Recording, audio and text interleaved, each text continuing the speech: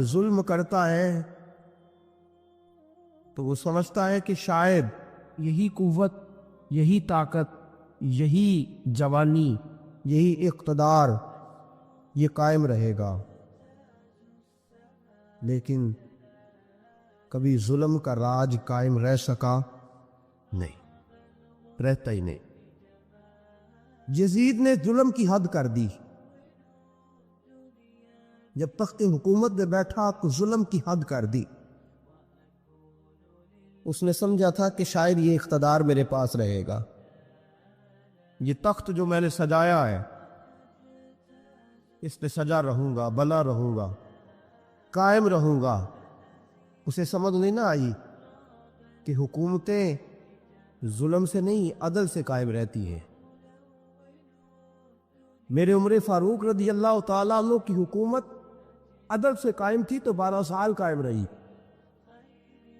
12 سال قائم رہی، اور عمر چلے گئے، عدل کرتے کرتے چلے گئے، لیکن مدینے کی گلی سے بھی جا کے پوچھو گے تو عمر کے عدل کی گواہی دے گی۔ مدینے کی گلی اور مٹی بھی کہے گی کہ عمر عادل تھا۔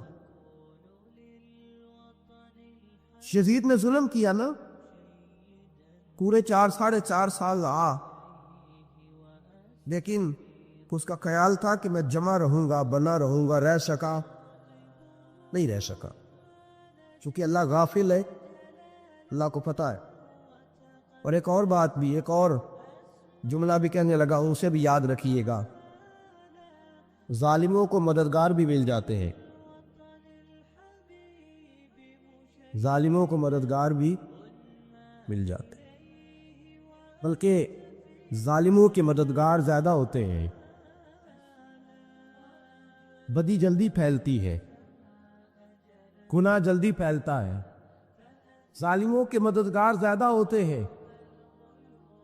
یزید کو مددگار ملے، ابن سعد ملا، ابن زیاد ملا، شمر ملا، خولی بن یزید ملا، بڑے اسے مددگار ملے جو کہتے تھے کہ بالکل کوئی خطرہ ہی نہیں،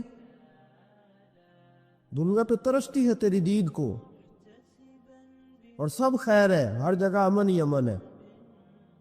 یزید جب ظلم کر رہا تھا تو سمجھتا تھا مجھے کوئی نہیں پوچھے گا، کوئی میرے قریب نہیں آئے گا، لیکن یارو اس تک دنیا کا کوئی بندہ تو نہیں پہنچ سکا، لیکن اللہ کا قہر تو پہنچ گیا نا،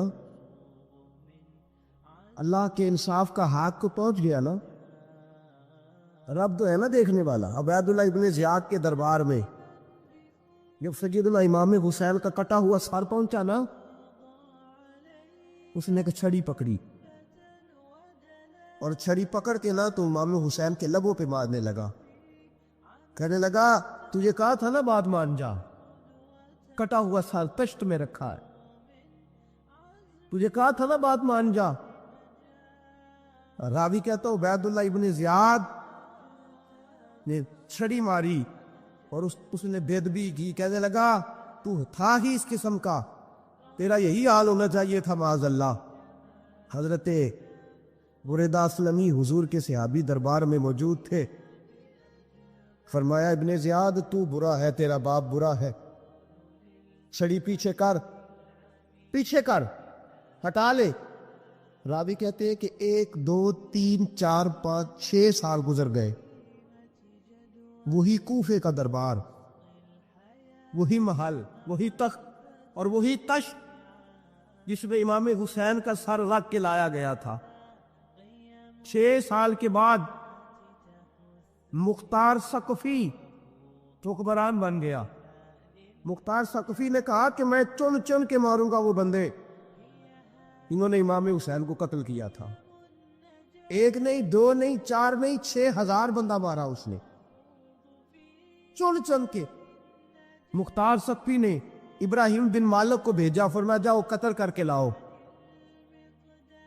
لڑائی شروع ہو گئی، 1 محرم کو ہوئی تو پھر بند ہو گئی، پھر 5 کو شروع ہو گئی، پھر 7 کو شروع ہو گئی، 10 محرم کا دن آ گیا، 6 سال کے بعد وہی ظہر کا وقت آ گیا، وہی عبید اللہ ابن زیاد جس نے امام حسین رضی اللہ تعالیٰ عنہ کو قتل کروایا تھا، وہ گرا ہوا ہے اور زمین پہ گرا ہے، اس کی گردن پہ ابراہیم بن مالک نے پیر رکھا اور اس کی گردن کو کاٹ کے تشت میں رکھا، اور تشت میں رکھ کے جب اس نے کوفہ بھیجا، وہی تخت جس پہ عبید اللہ ابن زیاد نے بیٹھ کے امام حسین کے مبارک لبوں پہ چھڑی ماری تھی، اسی تشت پہ رکھ کے جب اسی عبید اللہ ابن زیاد کا سر سامنے رکھا تو کوفے کے اس دارالخلافہ کے ایک کولے سے ایک بابا بولا اور بول کے کہنے لگا، لوگوں گواہ رہنا میرا رب بڑا عادل ہے، گواہ رہنا اللہ بڑا عادل ہے۔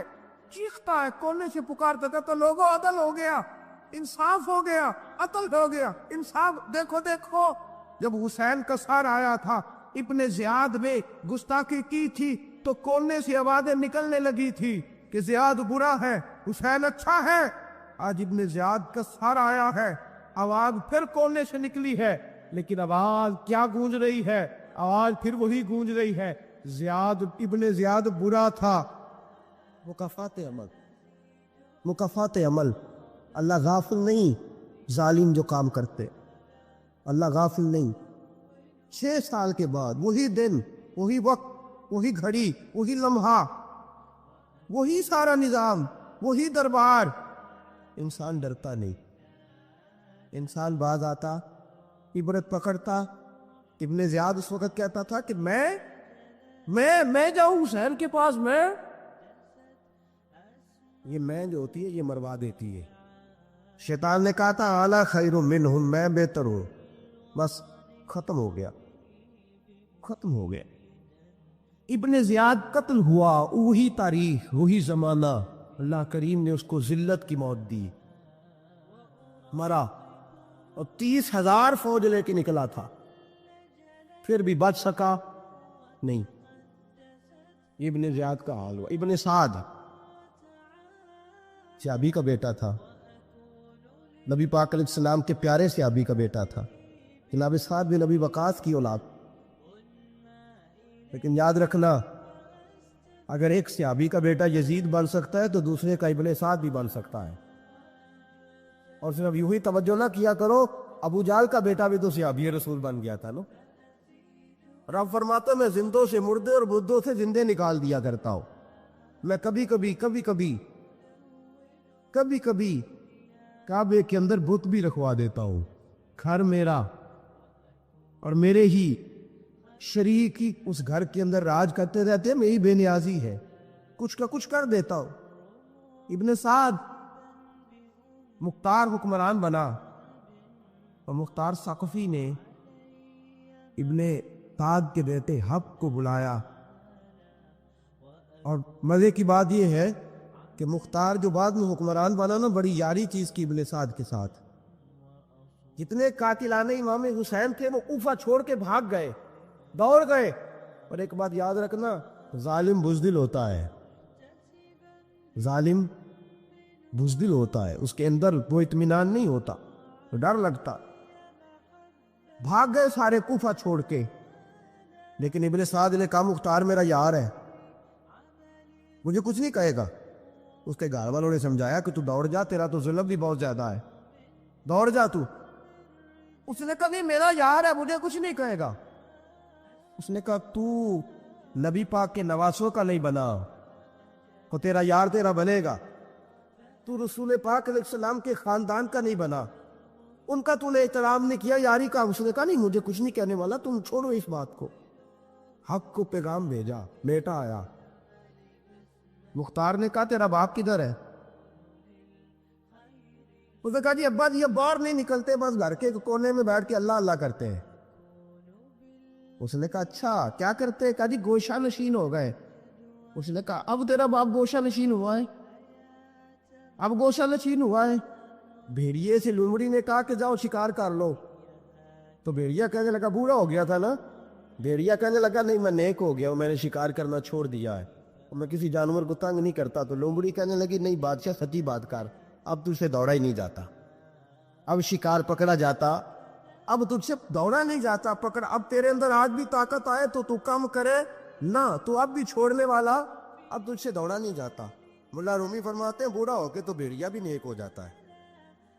جتنی مرضی نمازیں پڑھے، جتنے مرضی روزے رکھے، جتنی مرضی نفل پڑھے، سارا کچھ کر لے، لیکن اللہ کبھی حسین کے گستاخ کو معاف نہیں کرے گا، کبھی نہیں معاف کرے گا۔ اس لیے کہ جو حسین کا بے ادب ہے وہ دراصل رسول پاک کا بے ادب ہے، اللہ اسے معاف کرے گا۔ اس ظالم میں اس نے ظلم کیا، ابھی 6 سال ہی تو گزرے تھے، 6 سال ہوئے صرف۔ ابن سعد بھیجا بیٹے کو، کہا جا اب اپنے باپ کو جا کے کہہ یہ مختار بلاتا ہے، بات سنے آ کے۔ ڈر گیا، میں نے کہا ظالم بزدل ہوتا ہے نا، کہنے لگا اس سے جا کے کہو میں نہیں آ سکتا، بیمار ہوں۔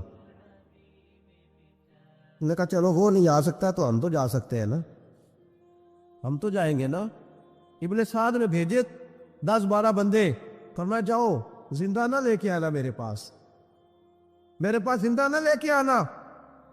گئے، بیٹے کو حفص کو گرفتار کر کے کھڑا کر دیا، اور جناب یہ جو ابن سعد تھا اس کو بھیجا، کہا جب تم اس تک پہنچو نا تو جا کے گردن مارنا اس کی، اور مجھے اس کی وجود نہیں دیکھنا، صرف کٹا ہوا سر دیکھنا ہے۔ گئے، جا کے اس کو پکارا، کہا مختار نے بھیجا ہے مارنے کے لیے۔ کہنے لگے مختار مجھے نہیں مار سکتا، میرا یار ہے۔ ابن سعد کہتا مختار مجھے مار سکتا، میرا یار ہے۔ ان فوجیوں میں سے ایک فوجی کہنے لگا اگر تم محمد کے نواسے کو مار سکتا تو تجھے بھی تیرا یار مار سکتا ہے صلی اللہ علیہ۔ اگر تو رسول پاک صلی اللہ تعالی علیہ وسلم کے نواسے کو قتل کر سکتا ہے، تو نے نبی کا حیا نہیں کیا، وہ یاری کا حیا کیوں کرے؟ تو نے ظلم کیا ہے، اب دیکھ تیرا حال کیا ہوتا ہے۔ گرفتار کر لیا، منتیں کرتا رہا۔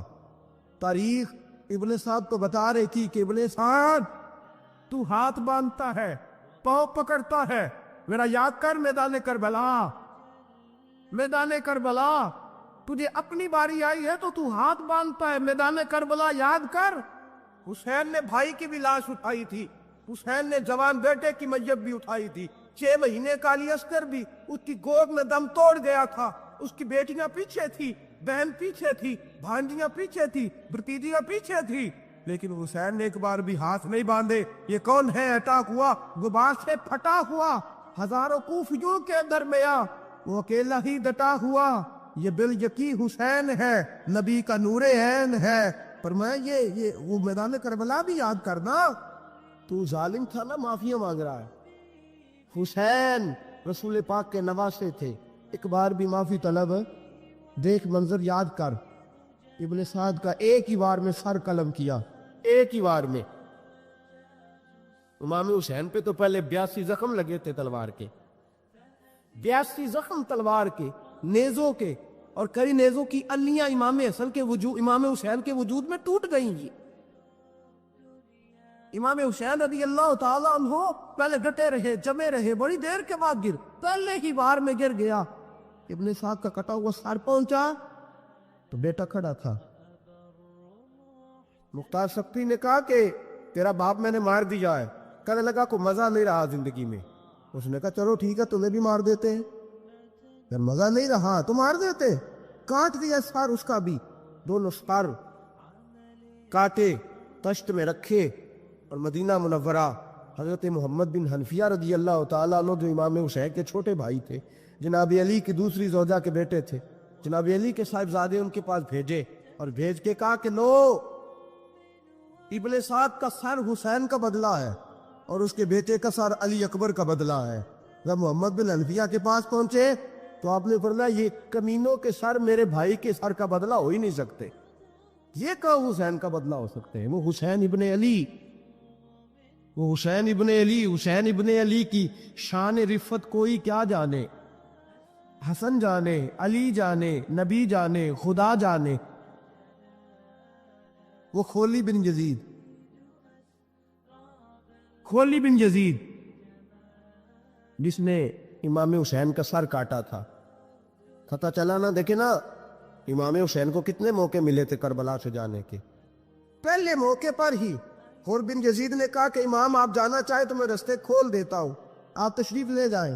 امام حسین نے فرمایا میں علی کا بیٹا ہوں، دوڑوں گا نہیں، میں نہیں جانے والا۔ خولد بن یزید دوڑ گیا، کوفہ چھوڑ کے دوڑ گیا، اور کسی دور دراز علاقے میں جا کے ڈیرا لگا لیا۔ پھر وہاں سے واپس آیا کہ کسی نے کہا عمل ہو گیا، آ گیا دوبارہ کوفے۔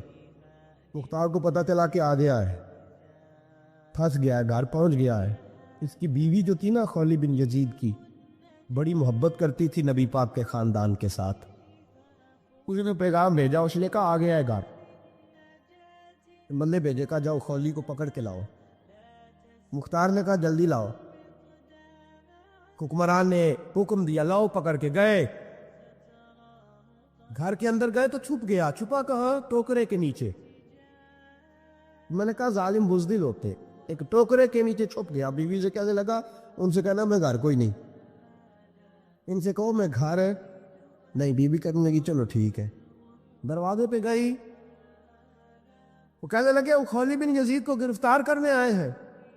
منہ سے پکار کے کہنے لگی گھر کوئی نہیں، منہ سے، اور ہاتھ کے اشارے سے کہنے لگی وہ ٹوکرے کے نیچے چھپا ہوا ہے۔ منہ سے کہنے لگی کوئی نہیں گھر، تاکہ سن لے اندر، سن لے۔ منہ سے کہنے لگی کوئی نہیں، ہاتھ کے اشارے سے کہنے لگی چھپا ہوا ہے ٹوکرے کے نیچے۔ گئے، جا کے ٹوکرا ہٹایا، اپنے پاس بہت ساری دولتیں اور جائیدادیں وہ ساری دے دی۔ کہنے لگا جی میرے پاس کتنا پیسہ ہے، یہ بہت سے کاغذات ہیں، یہ کتنے زیورات ہیں، لے لو، مجھے چھوڑ دو۔ انہوں نے کہا وہ حکومت کدھر ہے جس کے لیے تم نے حسین کا سر کاٹا تھا؟ کدھر ہے وہ تمہارے تخت، اور کدھر گئی وہ تمہاری سلطنتیں، اور کدھر گئی وہ تمہاری دولت اور اقتدار، اور کدھر ہے وہ تمہارا اسلحہ جس کی بنیاد پر تم نے رسول پاک کا خون میدان کربلا میں بہایا تھا؟ وہ ہمارے سامنے لے کے آ۔ کہنے لگا یہ تھوڑے سے انعامات جو میں نے اکٹھے کیے تھے، یہ دنیا کی گندی دولت، اس کے لیے میں نے میدان کربلا میں امام حسین کا مبارک سر مبارک تن سے جدا کیا تھا، لے لو، مجھے چھوڑ دو۔ انہوں نے کہا نہ دنیا میں لے تجھے چھوڑیں گے، اور نہ اللہ ہی تجھے قیامت کے دن چھوڑے گا۔ گرفتار کر کے لائے، گرفتار کر کے لائے۔ مختار نے کوفے کے بازاروں کے اندر اعلان کیا کہ آؤ باہر نکلو، تمہیں بتاؤ حسین ابن علی کا خاندان گرفتار کر کے انہی کوفے کی گلیوں میں پھرایا گیا تھا نا، یہی گھمایا گیا تھا، آؤ تمہیں دکھاؤں خدا کا انتقام اور اللہ تبارک و تعالیٰ کا انصاف تمہیں دکھاؤں، آؤ میدانوں میں نکلو، گھروں سے باہر آؤ۔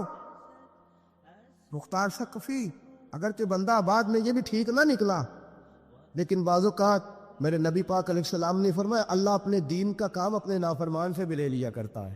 اس نے کام لینا ہو فاسق سے بھی لے لیتا ہے۔ اللہ نے لے لیا کام، نکلو میدانوں میں، نکلے باہر، چوک بھر گئے، گلیاں بھر گئی، کوفے کے محلات بھر گئے۔ مختار نے کہا لوگوں 6 سال پہلے کی تاریخ بھی ذہن میں رکھنا، اور آج کا دن بھی تم کبھی مت یہ وہ خولی بن یزید ہے کہ یہ نعرے لگاتا تھا کوفے کی گلیوں میں کہ میں نے حسین کا سر کاٹا ہے، میں نے حسین کا سر کاٹا۔ تمہارے سامنے کھڑا ہے، پوچھو اس سے پوچھا بھی تو نے حسین کا سر کاٹا؟ کہنے لگا جو میں نے تو بالکل نہیں کاٹا تھا، میں تو انعام کے لیے نعرے لگاتا تھا، میں نے تو نہیں کاٹا۔ اس نے کہا چلو ابھی کرتے ہیں تیرا بندوبست۔ زخم لگائے تلوار کے ساتھ، اس کے وجود پر زخم لگائے، اور جب نڈھال ہو گیا، خون بہ گیا، زمین پہ گر گیا، مختار نے کہا اس کے وجود کو آگ لگا دو، زندہ کو جلا دو۔ جب وہ جل رہا تھا راکھ اڑ رہی تھی۔ لوگ کہہ رہے تھے کہ دیکھو یاد رکھنا اللہ نے رسی ڈھیلی کر دی تھی، اب رب نے رسی کھینچی ہے، تو دیکھو خدا سے بڑا کسی کا انصاف نہیں۔ کس انداز میں امام حسین کے قاتل کو شمر ذیل جوشن، میں نے کہا تھا 10 محرم کے دن جب مختار کے لوگ اس کے پیچھے بھاگے تو مدینہ منورہ تک گیا، حضرت امام زین العابدین سے بھی ملا، انہوں نے پانی بھی پلایا، کہنے لگا امام صاحب لگتا ہے آپ نے مجھے پہچانا نہیں۔ فرمایا میرا سارا گھر اجاڑ دیا، میں تجھے بھول سکتا ہوں؟ کہا پھر پانی کیوں پلایا ہے؟ فرمایا بند کرنا تمہارا کام ہے، اور دشمنوں کو پلا دینا یہ ہمارے خاندان کا رواج ہے۔ شمر دوڑتا امام زین العابدین سے کہنے لگا پناہ، مجھے پناہ ملے گی؟ آپ نے فرمایا جیسے اللہ پناہ نہ دے اسے بندہ بھی نہیں دے سکتا، تیرے پاس اب چارہ کوئی نہیں، اس لیے کہ اب تجھے دیکھیں نا، یاد رکھنا ظالم دوڑتے ہیں نا، اب ظالم دوڑتے ہیں تو پناہ مانگتے پھرتے ہیں، اور جب رسی کھینچتا ہے اللہ تو پھر بھاگے پھرتے ہیں، گلیوں اور بازاروں میں دوڑے پھرتے ہیں، اس لیے کہتے ہیں کہ ڈر کے رہنا چاہیے۔ شمر تو کہا کہ تو اب تجھے کوئی پناہ دے نہیں سکتا، اس لیے کہ تو اللہ کی پکڑ میں آنے والا ہے۔ شمر دوڑتا دوڑتا ایک گاؤں میں جا کے چھپ گیا، وہاں کے لوگوں کو مارا پیٹا، رات کا سناٹا چھایا تو مختار سقفی کا گروہ پہنچ گیا، شمر کو گرفتار کر کے لایا۔ مختار سقفی نے کہا کہ اس کے نا ہاتھ اور پیر باندھو، یہ پانی بند کرتا تھا میرے امام کے بچوں پر، یہ پانی بند، اور نعرے لگاتا تھا، کھڑا ہو کے کہتا تھا کہ امام پانی جانوروں کو دوں گا، درندوں پرندوں چرندوں کو دوں گا، لیکن اگر علی اصغر مانگے گا تو پھر نہیں دوں گا، علی اکبر مانگے گا تو پھر نہیں دوں گا، عباس مانگیں گے تو پھر نہیں دوں گا، اگر زین العابدین مانگیں گے تو نہیں دوں گا، سکینہ شہر بانو اور زینب کو پانی نہیں ملے گا، باقی ساری کائنات پیے گی، آپ کو نہیں ملے گا۔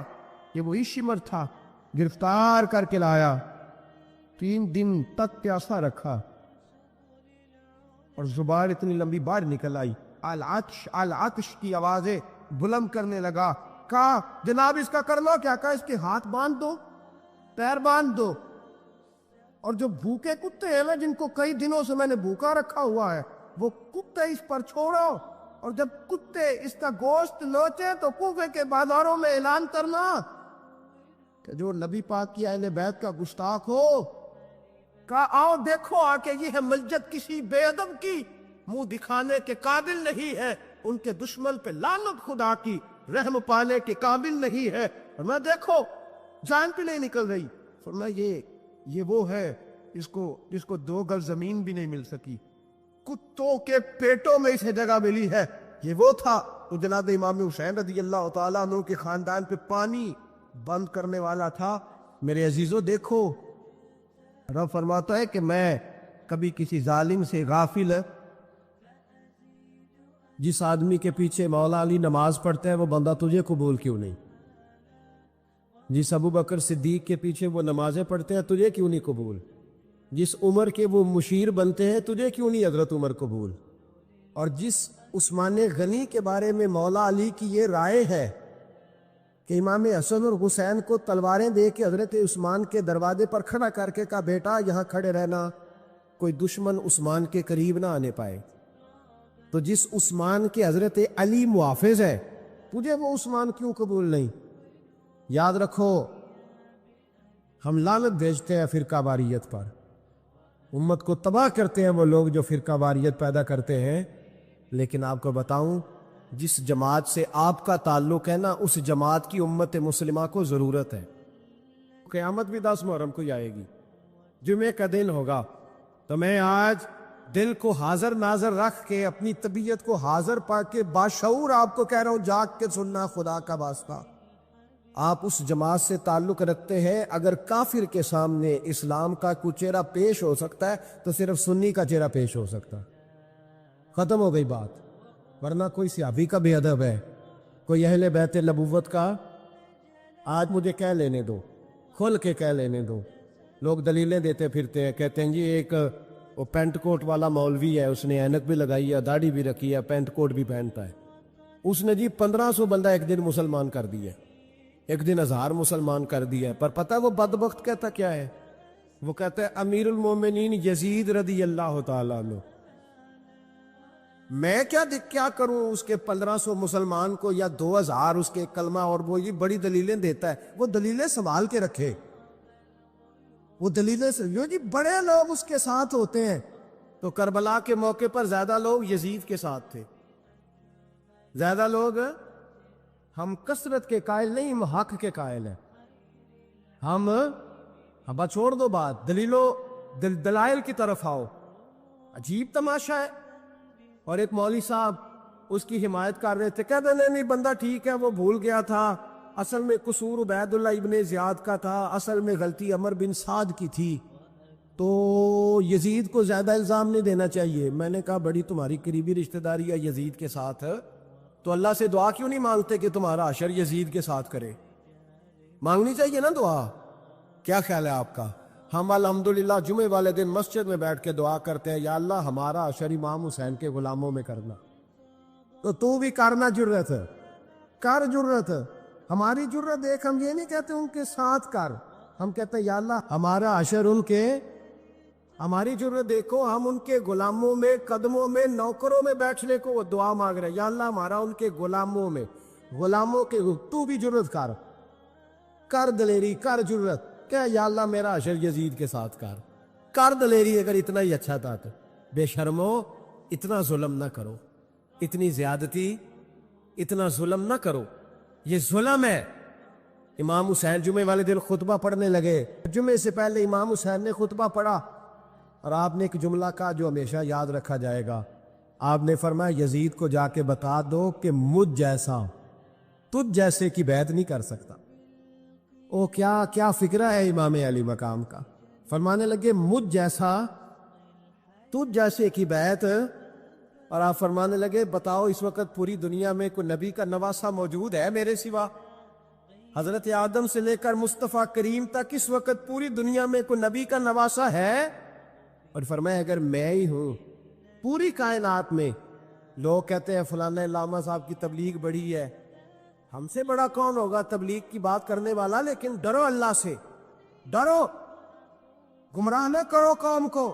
یہاں تباہی اتر گئی ہے، کوئی بڑی داڑھی رکھ کے معاذ اللہ تعالیٰ اہل بیت کے بارے میں بکواس کرتا ہے، اور کوئی بالکل داڑھی مڈا کے نلدا سر کر کے ممبروں پہ ناچتا ہے اور صحابہ کے بارے میں بکواس کرتا ہے۔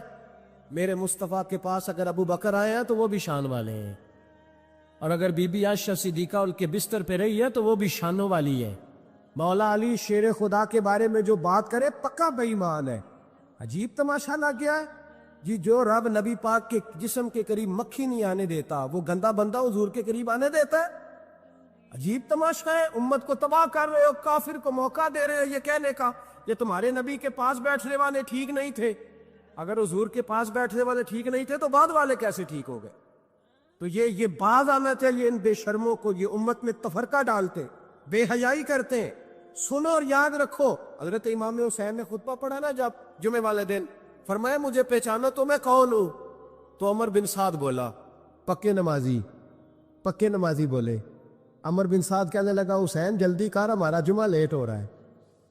بلے ہو نمازیو، جلدی کر ہمارا، آئے ہائے کیا نماز ہے، یعنی نبی پاک کے نواسے کو شہید کریں گے اور شہادت کے بعد جمعہ پڑھیں گے اور نماز میں کہیں گے اللہم صلی علی محمد وعلی آل محمد۔ ان کو شہید کر کے قتل کر کے جمعے کا خطبہ دیا جا رہا اور نماز پڑھی جا رہی اللہم صلی علی محمد وعلی۔ تو میرا سنی بڑا بولا ہے، کہتا جی وہ زیادہ نمازیں پڑھتے ہیں۔ تو زیادہ نمازیں تو عمر بن سعد بھی پڑھتا تھا، تو بولا او خدا کے دیکھے نا، جتنی نماز کی اخلاق کی بات شاید میں کرتا ہوں، آپ کو جماعت میں کم لوگ ملیں گے، لیکن یاد رکھنا نماز عقیدہ نہیں، روزہ عقیدہ نہیں، عقیدہ حسین ہے، عقیدہ حسن ہے، عقیدہ علی ہے، عقیدہ عثمان غنی ہے، عقیدہ عمر فاروق ہے۔ میں اس شخص کو کیا کروں؟ مجھے اس شخص کی کیا ضرورت ہے جو ممبر پہ بیٹھ کے کہتا ہے حسین ابن علی باغی تھے؟ وہ شخص، اس کی نماز میں ہوگا، حج زکوٰۃ دیکھا جائے گا۔ آؤ قرآن مجید سورہ شورا آیت نمبر 23، گھر جا کے قرآن مجید کھولو، یہ وانی آیتیں بھی پڑھا کرو، یہ وانی بھی کھولا کرو۔ صحابہ جمع ہو کے نبی پاک کے پاس آئے، عرض کی یا رسول اللہ صلی اللہ علیہ وسلم آپ کے خرچے زیادہ ہیں، آمدن کا ذریعہ کوئی نہیں۔ جس طرح آج لوگ ہر پیر صاحب سے نہیں پوچھ رہے، علامہ صاحب سے، کہ آپ کام کوئی نہیں کرتے، کپڑے پھر بھی سفید پہنتے ہیں، کیا ذرائع آمدن ہے، پھر بھی آپ گاڑی میں گھومتے ہیں۔ ہمارا تو پروگرام تھا مولوی بھوکا مر جائے، پر اس کے پاس آتے ہیں تو یہ تازی چائے پلاتا ہے، کیا مطلب کس طرح کا رویہ ہے؟ صحابہ کے بار وہ یہ نہیں سوچتے تھے آتے کہاں، وہ کہتے تھے آگے بڑھ کے حصہ ڈالے۔ وہ سارے آگے بڑھے، کہا یا رسول اللہ صلی اللہ علیہ وسلم اخراجات زیادہ ہیں، ذرائع آمدن بظاہر کوئی نہیں، نذرانوں پہ اعتراض نہ کیا کرو، نذرانہ دینا نبی پاک کی سنت ہے، نذرانہ قبول کر لینا نبی پاک کی، بولو حضور کی سنت ہے۔ تو صحابہ جمع ہو کے آئے، ایک جگہ پہ میٹنگ کی، کہا تھوڑے سے پیسے ہر مہینے پیش کریں گے۔ تو حضور سے بات کون کرے گا پیسوں کی؟ کہا ہم نے نہیں کرنی، نبی پاک کے چچا جناب عباس کریں گے۔ حضرت عباس رضی اللہ تعالیٰ عنہ کے ذمہ لگایا گیا، جناب عباس آئے، حضرت عباس رضی اللہ تعالیٰ عنہ پیسے لے کے آئے، اور سیانے بندے تھے، انہوں نے بڑی سمجھداری والی عقل مندی والی بات چھیڑی. یہ نہیں کہا کہ حضور ہم یہ نذرانہ دیں گے. کہنے لگے یا رسول اللہ ہمیں پتہ ہے آپ کی مذہبی مصروفیت اتنی ہے کہ آپ کو ٹائم نہیں ملتا کاروبار کرنے کا. اگر آپ کام کریں گے تو پھر آپ کس طرح کر کے دین کا کام ہو سکے گا. اور یا رسول اللہ آپ نے جو ہمارے لیے کیا ہے اس کا ہم بدلہ نہیں دے سکتے, ایک حرف کا بدلہ نہیں دے سکتے. حضور یہ تھوڑا سا نذرانہ ہر مہینے لایا کریں گے, قبول کر لیں. نبی پاک کے سامنے رکھا ہی تھا کہ اللہ کا قرآن بول پڑا. کا کل لا اسألکم علیہ اجرا, محبوب ان سے فرما دو کہ میں نے تمہارے لیے بڑی تکلیف سہی ہے پر میں تم سے کوئی اجر نہیں مانگتا, تم سے کوئی اجر نہیں مانگتا. ہاں اگر تم نے کچھ کرنا ہے الا المودۃ فی القربى, تو میرے قریبیوں سے پیار کرتے رہنا, میری ختیجہ سے پیار کرنا, میری عائشہ کا ادب کرنا, میرے قریبیوں کا احترام کرنا. یا رسول اللہ ازواج تو گھر میں ہے ہی, قریبی کوئی اور بھی خاص ہے جس کا ادب کرنا ہے؟ تو نبی پاک نے فرمایا ہاں علی, فاطمہ, علی اور فاطمہ کی اولاد. فرمائے ان کا ادب کرتے رہنا, اس کا مطلب یہ ہوگا کہ تم نے میرے ساتھ بڑا ہی اچھا سلوک کیا ہے. کہا ان کا ادب کرنا, جناب علی, سیدہ فاطمہ, اور دونوں کی ان کا ادب کرنا فرائض دین, اہل بیت کا ادب کرنا فرائض. کچھ لوگ کہتے ہیں کچھ لوگ جی سید بن گئے ہے نہیں, پر کہ میں کہ جڑے بن گئے انہوں نے اللہ بھی پوچھ لے گا تو ادب کر.